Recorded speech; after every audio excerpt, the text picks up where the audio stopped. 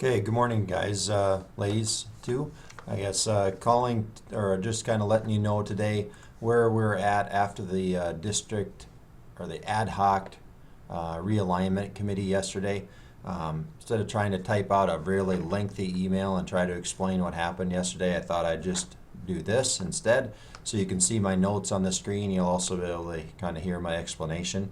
As I jested with someone when I came back, I said, "You're now part of a super regional." No, you're not. You can kind of put that away.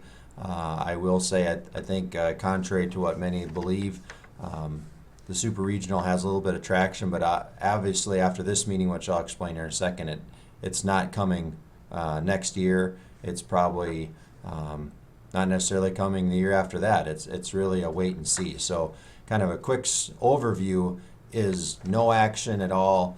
This committee is not meeting again till March at the district chairs time. We'll meet at the same time as district chairs.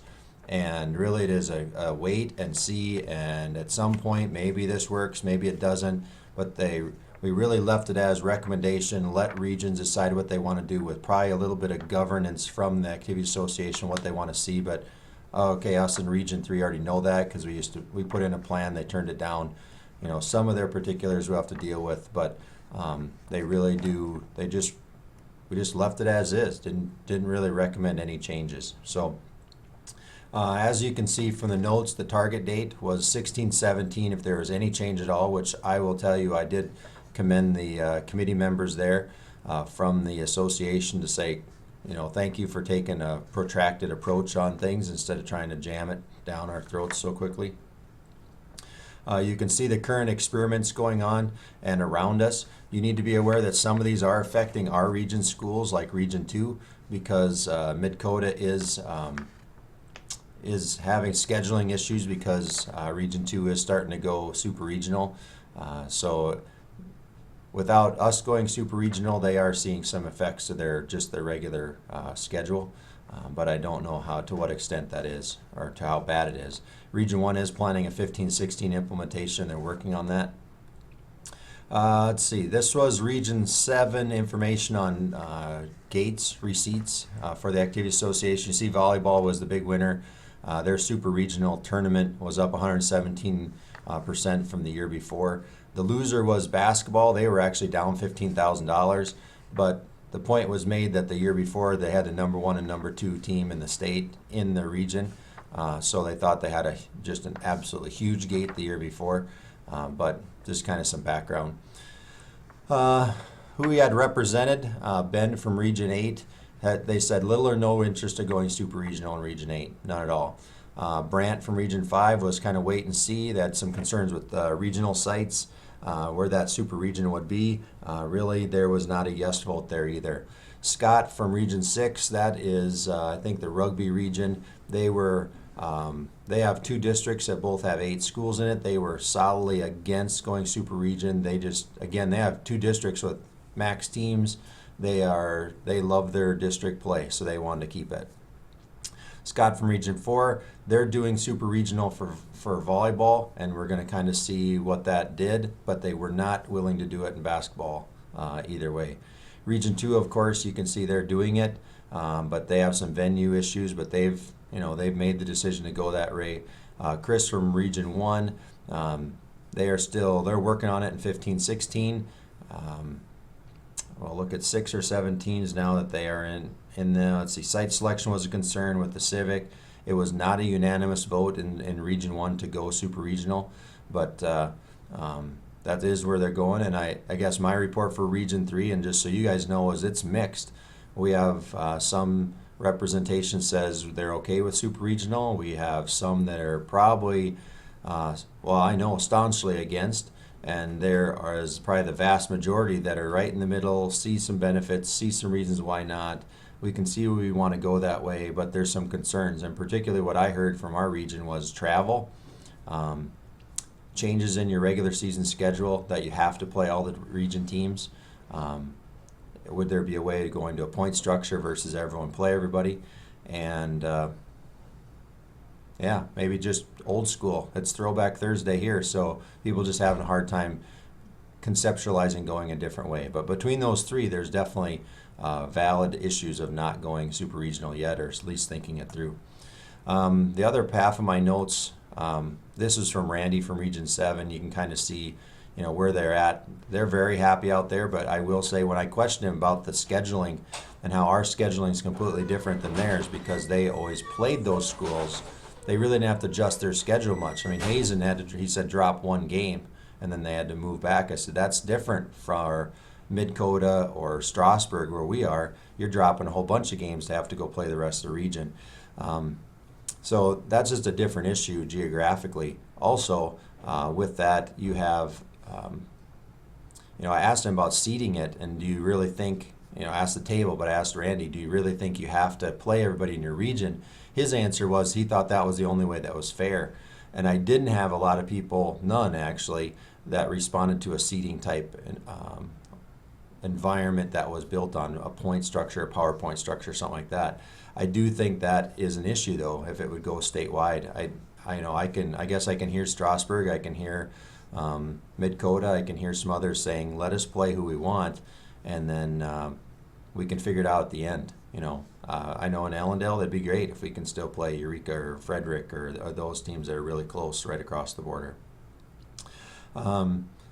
Tournaments were better. The first round games, I know we had some concerns with people here about the first round game being in the higher seed. They thought that was an absolute benefit of the super regional.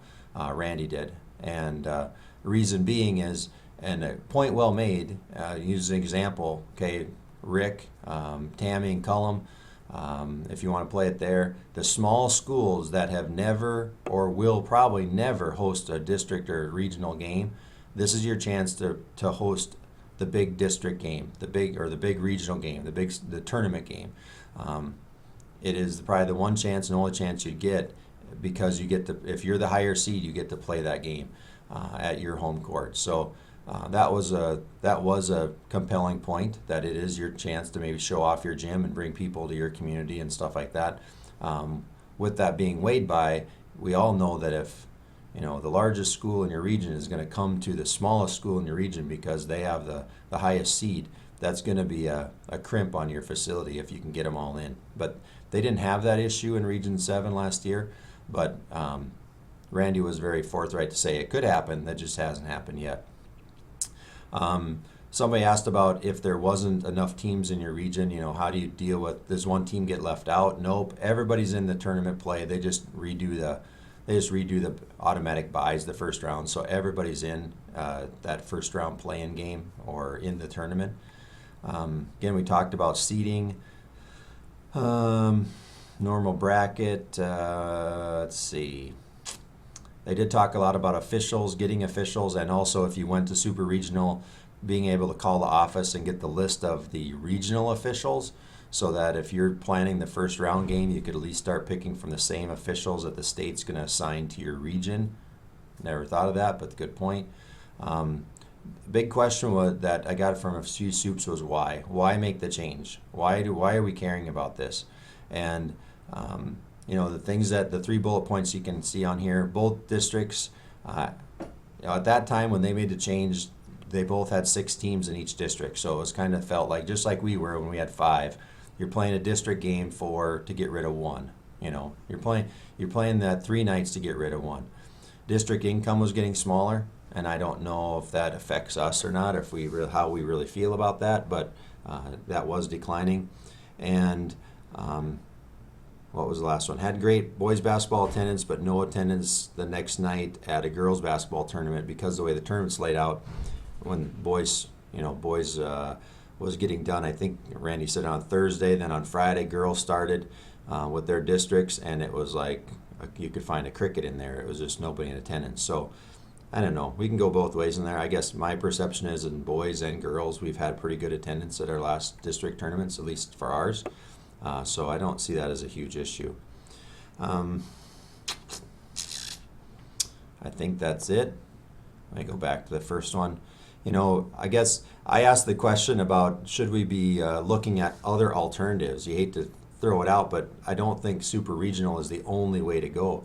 I didn't get a lot of feedback from it because everybody kind of poo-poos it, but going to a district tournament and only taking the top two, which was the Region 3 request, or having a district tournament taking the top one, which was, okay, that's old school South Dakota.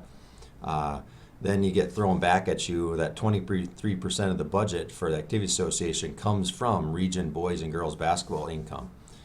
All right, but I guess my point is are we beyond trying to find another source of income? Raise all our dues. I don't know. I don't know how much that number is. I don't know how much their expenses are. Maybe their expenses will go down and they don't need that much revenue. I don't know.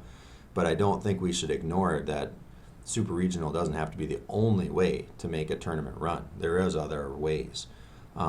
So our recommendations, you can see there, the March meeting will meet again. Again, no action. Wait and see, wait and listen. I will say I was glad to hear the representative, Jim Rolson, who said he couldn't understand why we didn't go super regional. He was more empathetic at the end of the meeting, saying that he gained from that, getting to hear what the concerns we all had. So we are not meeting until March 20th at 11 o'clock. That would be the same day as district chairs. So district chairs will be able to be out there, I'm sure, talk about it too, and then this committee as well talk about it too, I think, with all district chairs in attendance if they wish. So I guess keep bantering it around, and if it changes, Region 3 gets to decide if they want to opt in for a change. I would say the only thing I heard from the Activity Association side from Steve Hall was, them setting up a deadline. If you're going to do it 15-16 or 16-17 is their deadline that you have to announce that by and get it approved. And I think that's legit. I mean, you got to have you can't wait till 9 months ahead and expect everyone to change. So, that's a little thing. But hopefully it kind of gives you an overview. If you have any more feedback before March, please let me know. I'm sure we'll get to see each other at the tournaments and talk about it more. But if you have any questions, call me. Thanks.